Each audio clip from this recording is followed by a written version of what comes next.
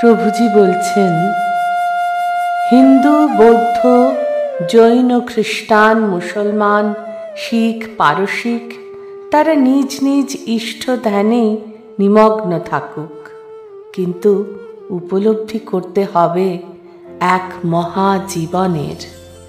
এ উপলব্ধি তো স্বাভাবিক, কারণ প্রকৃত ধর্ম প্রবর্তকই জেনেছেন একমেবাদ্বিতীয়ম।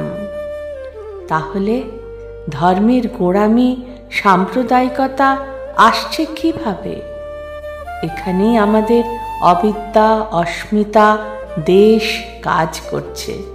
ঈশ্বর লাভের ব্যাকুলতা থেকে নেমে এসে আমরা ঈশ্বরের বিচার, ধর্মের বিচারে সময় বিনষ্ট করছি, জ্ঞানের অবক্ষয় ঘটাচ্ছি, সংকীর্ণতা, গোঁড়ামির জালে আবদ্ধ হয়ে ধর্মে ধর্মে হানাহানি শুরু করেছি, সাম্প্রদায়িকতা শুরু করে মানুষকে বিভ্রান্ত করছি।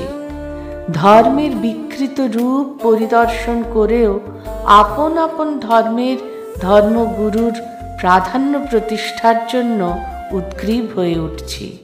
এখানেই সাম্প্রদায়িকতার বিভৎস রূপ ফুটে উঠছে। ধর্মান্ধতা সমাজ, দেশ, জাতিকে গ্রাস করছে। পরমারাধ্য শ্রী শ্রী প্রভুজিকে আমার অনন্ত প্রণাম।